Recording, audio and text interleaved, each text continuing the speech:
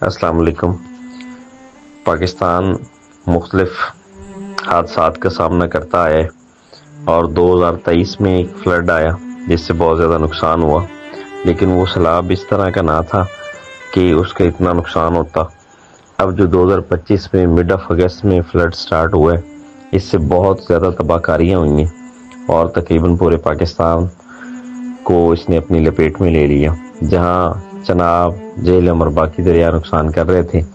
وہیں پہ ستلج نے بھی تباہی مچا کے رکھ دی، اور اس میں جو ہے ہیڈ سلیمان کے سے لے کے ہیڈ اسلام تک اور جتنا اس کا ایریا آتا ہے بہت تباہی ہوئی، اور پاک پتن، بہاول نگر، منچن آباد اتنا نقصان ہوا کہ کسی کو کوئی سمجھ ہی نہیں آئی کہ اس کو کیسے مینج کیا جا سکے۔ تو کرتے کراتے یہ ہے کہ اس نے لوگوں کی جان، مال، ان کی فصلیں، ان کا ایک جو ہے معاشی مرڈر تو ہوا ہی ہوا، لوگ گھروں سے بے گھر ہو گئے۔ یہ سیلاب تقریباً last week of August start ہوا اور جو اب تک مسلسل چل رہا ہے، جہاں پہ لوگوں کی زندگی جینا اجیرن ہو گئی، اور اس کے ساتھ ساتھ بیچارے گھروں بے گھر ہو گئے، نہ کسی کا گھر بچا، نہ کسی کا مال ڈنگر، اور اتنا نقصان، اتنی تباہی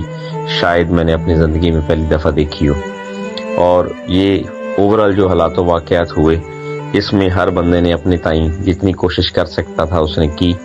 اور ہم نے بھی اس میں اپنا حصہ ڈالنے کی کوشش کی کہ تاکہ ہم بھی جتنا لوگوں کو ریسکیو کر سکتے ہیں، جتنا ایویکویٹ کر سکتے ہیں، ان کے کھانے کا انتظام کر سکتے ہیں، ان کے بٹھانے کا انتظام کر سکتے ہیں، وہ ہم نے اپنی بساط اوقات کے مطابق کیا۔ اور اس کے ساتھ ساتھ ہم نے ایڈمنسٹریشن سے رابطہ کیا، ہمیں ریسکیو کی ایک جو ہے وہ بوٹ ملی، اور ریسکیو والوں نے بھی بہت ہیلپ کی، جس میں 2 جنازے تھے، جنازوں کی ٹرانسپورٹیشن اور ایویکویشن، اس میں انہوں نے ہمیں بہت ہیلپ آؤٹ کیا۔ اور اس کے ساتھ ساتھ فلڈ کا پانی اب جو ہے وہ تھوڑا سا کم ہونا شروع ہوا ہے،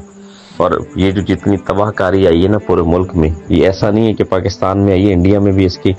بہت زیادہ جو ہے نقصانات ہوئے ہیں۔ تو یہ سارے حالات و واقعات اب کلائمیٹ چینج ہونے کی وجہ سے یہ حالات و واقعات چینج ہو رہے ہیں، اور بینگ پاکستانی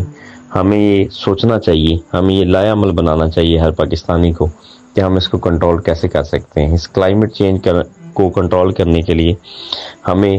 کچھ چیزیں چینج کرنی پڑیں گی، جس طرح ہمارا انوائرمنٹ ہو گیا وہ بہت زیادہ ہاٹ ہے، ہمیں درختوں کی طرف جانا پڑے گا، ہمیں ایسی منصوبہ بندی بنانی پڑے گی۔ ہماری گورنمنٹ کو چاہیے کہ ایسے واٹر ایکسپرٹس لے کے آئے